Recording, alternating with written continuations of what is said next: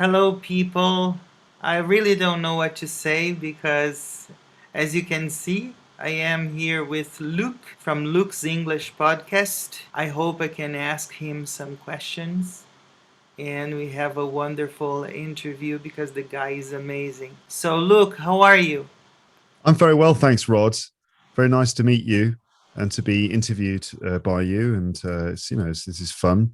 We were just saying before we started recording how great it is to be able to do these sorts of things, these kinds of video conferences, kind of swap casts, and other things like that. There's actually, I feel like in the last year or two, the number of people doing things like this has increased a lot. So it's turning into kind of a community. And I saw that you spoke to Rob from English with Rob, who I know as well.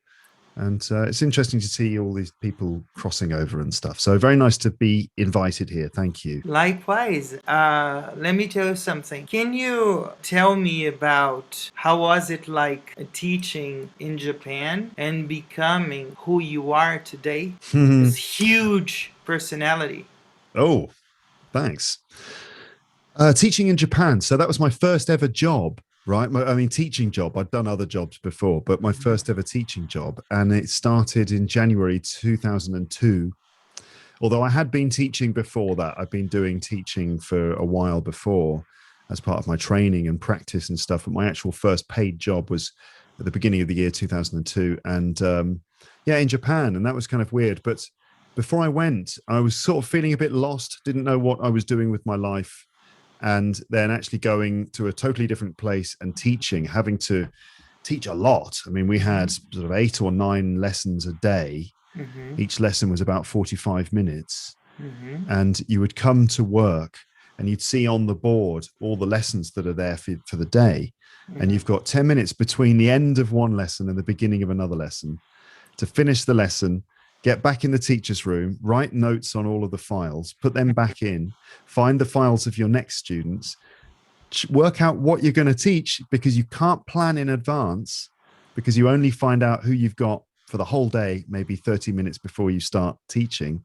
So in this 10 minutes, plan everything, like, shit, what have they done? What haven't they done? Okay, plan that entire lesson, get in and Mm-hmm. start teaching again. So a 10-minute window to do the admin and the teaching preparation, all of it. So that was like incredibly taxing and quite stressful, but it really taught me how to teach.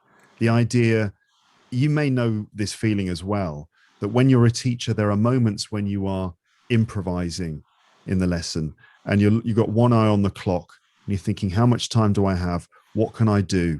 And either you're spinning it out a bit, extending it, or you're trying to Mm-hmm. speed everything up in like getting the timing right. Mm-hmm. Just all those sorts of basic things I learnt from teaching in Japan. And also it just gave me a sense of confidence and a sense of purpose as well, which, I didn't really have before. And Mm-hmm. so that was really important for me, that it gave me a sense of like, I've got a voice and I've got a sense of how to do this. And I've got a purpose, which is, helping people learn English. And that really actually helped me a lot in my life. Finding a purpose and finding some professional skills Mm-hmm. made a huge difference to me. We could talk about the sort of specifics of teaching in Japan, but I Mm-hmm. don't know if that I've already answered your question. You did. It was amazing. Do you think teaching in Japan has given you tools to be the star that you are now with the podcast? Um, I'm not sure.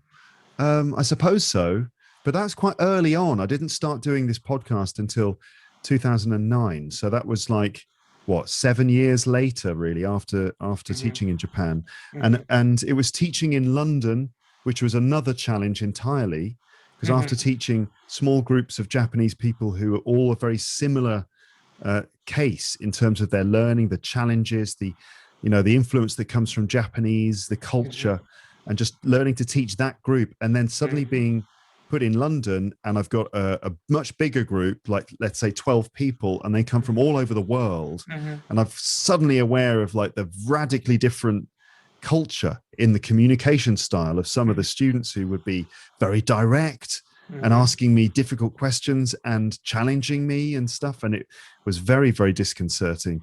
I think that, as much as anything else, helped me actually teaching groups, large groups, where you get the sense that you've got to have some crowd control. You've got to be quite good with your voice. You've got to hold people's attention. It's essentially presentation skills all the time as a teacher. You're just learning those basic presentation skills of how to create rhythm and interest and to engage people. But also it was doing stand-up comedy as well that helped with my podcast. And I think that what I've always tried to do or wanted to do is somehow combine, teaching English or materials that are useful for learners of English and something from the world of stand-up comedy, which is that essentially that is personal and authentic, and it's a monologue, and there's not necessarily jokes but stories and a humorous kind of edge to it.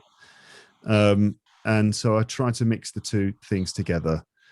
So I suppose if I'm sort of known, it's just because of two reasons. One is that I'm sort of helpful, in that I'm sort of helping people with their English. But the second one is probably what people would say is that, it's a bit fun as well at the same time.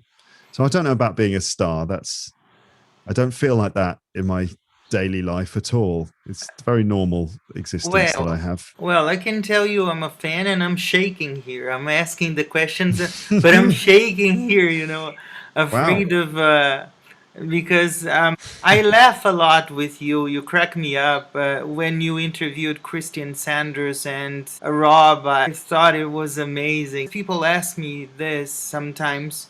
Which is your favorite episode of the podcast so far? Oh, that is a very tough question. I mean, I've got like nearly 730 episodes plus bonus app only episodes and all the premium episodes. It's probably nearly, I don't know, and all the phrasal verb episodes. It's like over 1,000 episodes in total, in fact, with everything included. It's really hard to choose. Oh gosh. Well, I mean, I often mention it, and I'm quite proud of the pink gorilla story. I don't know if you're familiar with that episode. It's an early one, episode 125 to 124, something like that. And it was a stupid joke that I used to tell at scout camp. So I used to be in the scouts when I was a kid, and we would go camping and stuff. And around the campfire, people would tell stories and jokes. And my campfire story was the pink gorilla story. And it's a stupid joke which you string out as much as possible. There's that phrase again, to string something out. You kind of extend it and make it as ridiculous as you possibly can. And then finally, there's the punchline of the joke. And so I used to go down quite well at the campfire telling this joke, and I thought I can do a version for the podcast, and I'll just try and make it as long as I can. And I improvised it. I came home from work and just had the tape recorder in my hand, or the audio recorder in my hand. I was just strolling around in my flat, just improvised the entire thing, and in the end I was quite pleased with the results. I felt like it was comedically quite good, and I was like, I surprised myself. I thought, as I was doing it, I thought, this is ridiculous. And I listened back to it, and it was actually surprisingly coherent and funny. And I thought, wow, this is good. And I did another one. Episode 400 was the pink gorilla story 2. And I did the same thing. And unbelievably, I managed to do it again. I had to work out the basic beats of the story in advance, but the rest of it, I just improvised on the spot. And so I'm very proud of those episodes, just for surprising myself and doing something I think is quite funny. But in terms of other things, favorite episodes would be when I'm with friends and family. This is probably the best. I think those are some of the best episodes I've ever done. It's just me with people who I'm close to, talking about certain subjects or just making jokes and things. So Amber and Paul, my brother, my mum, my dad. But I've had like David Crystal, the linguist. That was amazing, and others. But I think close friends and family is those are the best ones. Awesome. Now I'm gonna ask you a question that I think it's not going to be difficult, but I think you're going to have to think a little bit. That might be difficult. No, podcasting, teaching, or stand-up comedy? or Three. all of Well, them? if I had to choose right between one, podcasting, teaching, and stand up, I would choose podcasting. And in Mm-hmm. fact, I have already, because that's the main thing that I do. That's where I spend most of my time Mm-hmm. doing that, podcasting and the premium stuff too. That's what I Yeah. spend most of my time on. The next thing that I spend more time on is the teaching. Mm-hmm. So I still Mm-hmm. teach in classrooms, Mm-hmm. 3 times a week or something. And as well as that, the stand up, I adore stand up. It's amazing. Like I had experiences doing stand up that I would never thought I could have Mm-hmm. had, and the excitement, the rush and excitement of Mm-hmm. making a room full of people laugh. Mm-hmm. I mean, I can't imagine what it's like to score a goal in the World Cup or something, but making a room, a fairly large room of people all laugh at the same time, Mm-hmm. for 10 minutes Mm-hmm. is it's incredible. So, but no, podcasting is the one that I would choose, Yes. because it's all of those things. It's Mm-hmm. I can use it for teaching, and I can Mm-hmm. also use it for kind of stand up. It's not, I'm sitting down, you know, but some things I can be funny sometimes. Mm-hmm. So podcast is the perfect combination of the two, and that's why Mm-hmm. I've already chosen that one. For people who don't know, I think it's pretty hard, people not knowing, but could you explain a little bit about the premium stuff that you have? Yeah. Yes. So the premium episodes are different to the normal episodes, Mm-hmm. in that in premium episodes, I'm just devoted to helping people learn vocabulary, grammar, and pronunciation. Mm-hmm. And that's like, I kind of chase after that aim in the way that a shark would like chase after a seal or something, Mm-hmm. um, I'm just like totally focused on that. In the free episodes, my focus is very broad. Mm-hmm. It's just anything and everything. It's all good subject matter for Mm-hmm. episodes. Mm-hmm. But then the premium stuff, I've got to really get down to the details, the nitty gritty of language. And a lot of the time it's vocabulary, Mm-hmm. because I think this may be the most important thing. Certainly, you can't say anything meaningful without vocabulary. It has to be number one. Grammar comes second, because Mm-hmm. try and say something only using grammar. Try and say something with no vocabulary. What about learning a foreign language? Because you told our friend from English with Rob, Yeah. that you still struggle with French. How is it now? Yes. Oh, of course, I still struggle with it. But it's not just that I struggle with the language. It's Mm-hmm. also that I struggle with actually applying myself to learning it, Mm-hmm. which, makes me feel particularly bad, Mm-hmm. because I have no excuse, even though my excuses are improving all the time. Mm-hmm. Mm-hmm. I still have no excuse really. Yeah. But my French it's definitely getting better. Mm-hmm. Can't get much worse. Mm-hmm. But no, I'm certainly, it's getting better. I'm able to have little chats and things.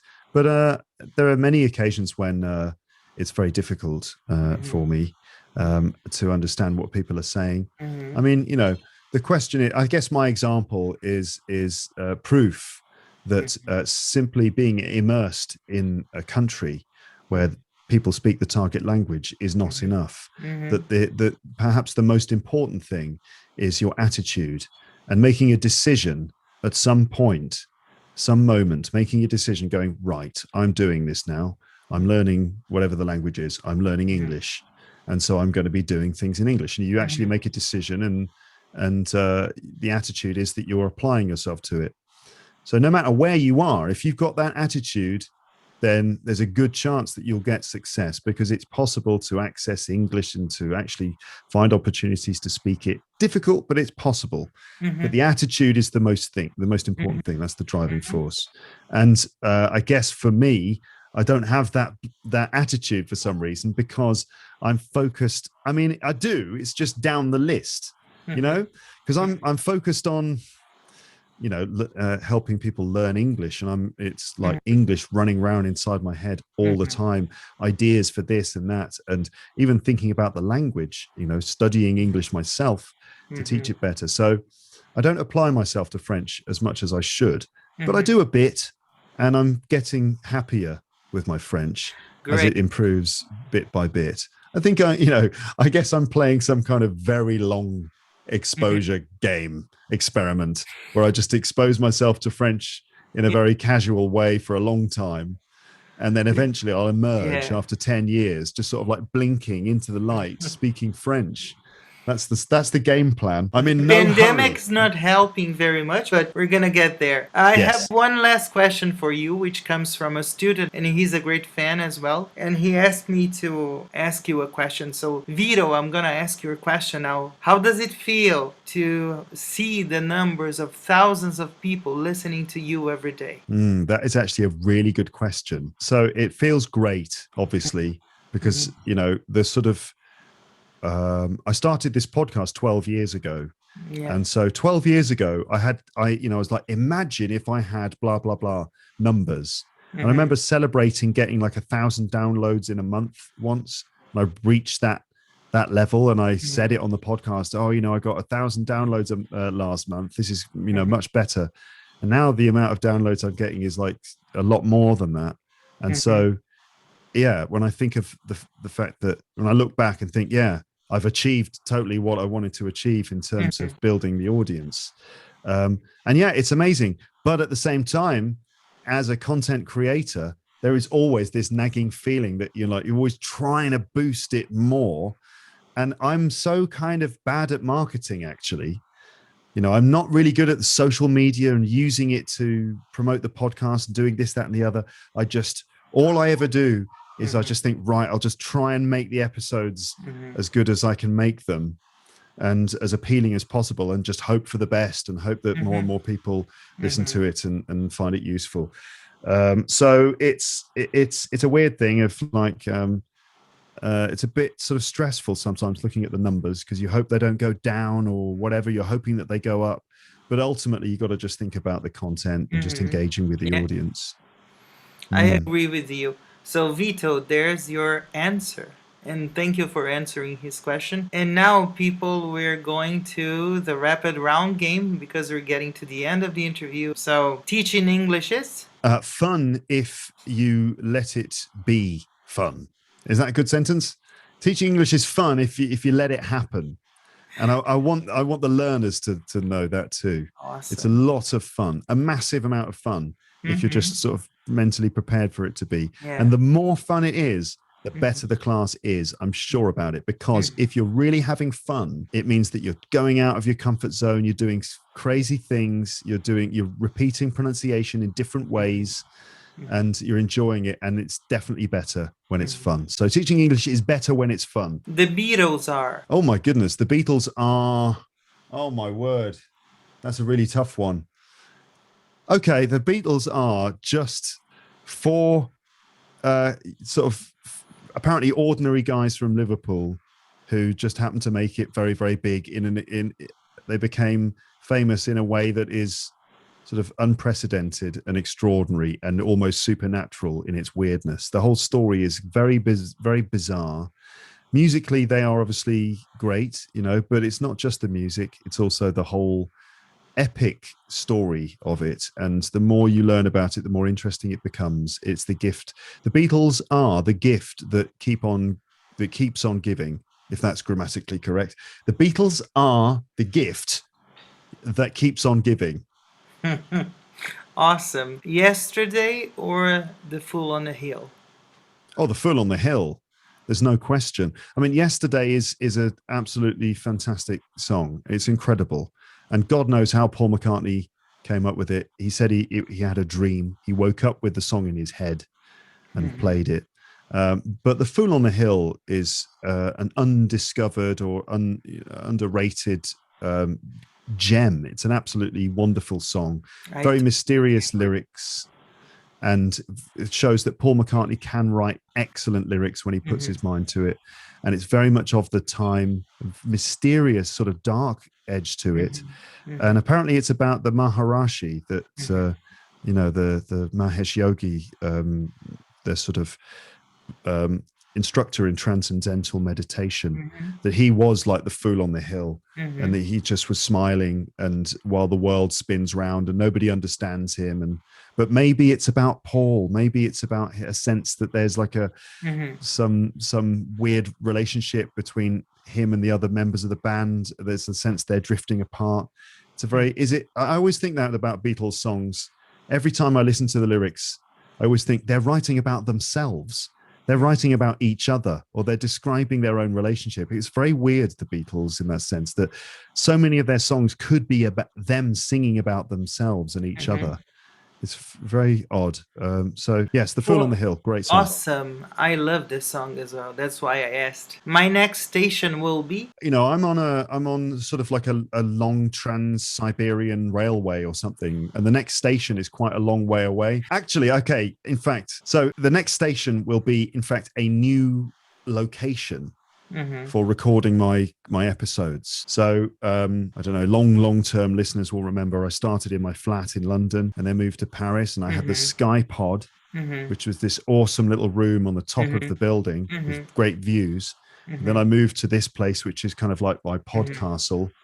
I'm in a room at the top of the Mm-hmm. building again, but no view.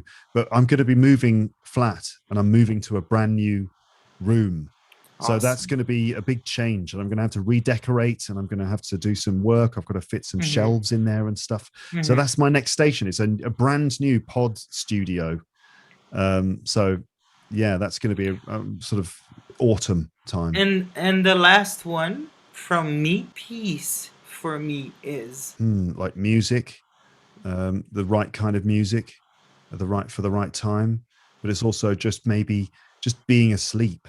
And being asleep is like when my wife, my daughter, and me have a nap in the afternoon on a Saturday. Yeah.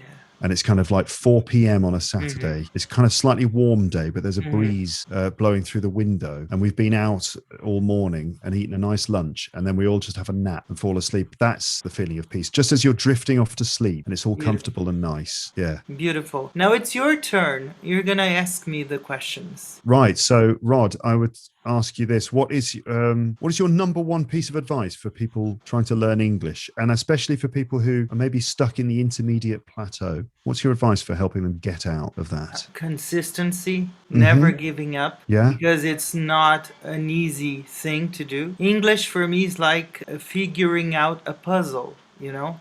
Yeah. Because you don't learn a foreign language or a second language in months or days. Yes. Okay. All right. My next question is: so you listen to my podcast. I wonder, do you have a favorite episode of my podcast? I have two. The last one that you did with Rob, because I laughed so much, and your talk with Christian from Kangaroo English. Okay. Those are amazing. I'm hoping to get Christian back on. I haven't asked him yet. He doesn't know.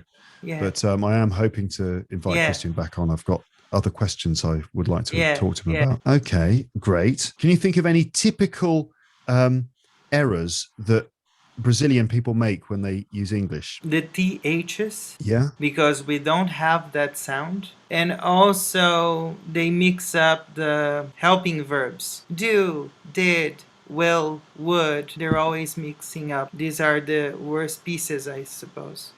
Okay. For them just to get it. Something that strikes me as well is ED endings is the classic. Brazilians say worked, Worked, then you have to tell them worked, you know, right. the T at the end. So it's always a good lesson. I remember just as a teacher kind of going through my career that when I had the opportunity to teach ED endings, it's like, yes, I can teach ED endings because it's kind of quite simple. Isn't it really? Of like, you know, if the word ends in a T or D, then you add id. And it teaches people about plosive and non-plosive sounds. Voiced and unvoiced sounds, I mean. Yeah. So it's always a good thing to teach. Yeah. So people can look it up, ED endings. I did an episode of my podcast once about it. Yes.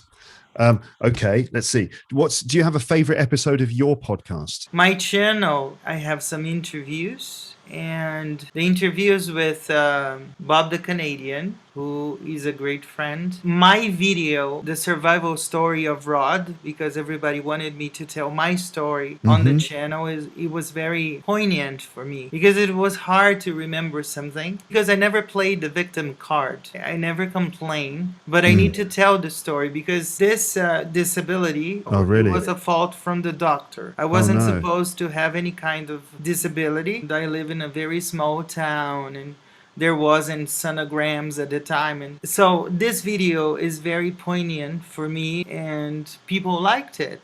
But the hardest thing, Luke, is some people from your own family who come to your parents and say your son is not going to be anything. And today I'm talking to you. Oh, Today wow. I'm talking to you. Okay. My father's family never accepted me because I was a disabled person at birth. My father and my mother never gave up on me. So that's why I don't give up easily and I have a Yeah. beautiful family, you know. So Fantastic. Very happy for you. thank Yeah. Can I ask you one more Of question? course, of course. This is my last question. Do you think that somehow your disability has helped you to learn English? Is that possible? Yes, because I needed to find things that I could do sitting. Learning English, I could sit and listen to the teacher. And because of my disability, I'm going to tell you something that I think I never told. For me to listen to something on TV, it was harder for me to get in front of the TV. So I developed a better hearing. If you are at the kitchen and I am here in my bedroom working, I can perfectly hear what you are saying. Oh, right. Or if I pay attention, I listen to it even better. I think it helped me learn English even more, you know. So that's why I think people like you who make me laugh. I love comedians and I love the kind of work people like you do. You touch people's hearts in a way that you can't even imagine, you know. So Well, that's very sweet of you. Thank you. Thank you and for saying I feel those so things. humble that you are talking to a guy, an old man from Brazil because I am 43. I'm older than you. And you are talking to me and I am feeling pretty humble, you know, Okay. to be talking to you right now. All right. Well, yeah, it's all good. It's been fun. Thanks for inviting me onto your show. To finish now, I always have a sentence and a quote or a takeaway for every guest. And for you, I got one from Charlie Chaplin, who I'm a Great. fan as well. And he said once, I like walking in the rain because no one can see me crying. Oh. He was a genius and he also cried. And I think that humanity needs, I'm not trying to teach a lesson to anyone, but one thing that my disability has taught me my whole life is being down to earth and being humble. You know, no matter what. Good morning. How are you? Do you need anything? That's the way I am, and that's the way I'll ever be. That's the only thing that I'm leaving behind for my kids when I am not here anymore, is teaching them about honesty, respect, and being down to earth. Yeah, very Thank good. you very much. You're welcome. Thank you so very much. I finally got to the end of the interview. I thought I wouldn't be able to get to the end of the interview because he's an amazing guy. I hope you liked it. See you next week. Thank you, Luke, once again. Thank Bye you. bye. Bye-bye, Rod. Hello, it's Rod's friend here, Gino from Real Everyday English. Sorry for interrupting your video. I just want to make a quick recommendation that you subscribe to Rodrigo's channel. He's an amazing guy, he's so humble, he's so dedicated, and he creates absolutely fantastic content. See you people soon. Bye bye, God bless.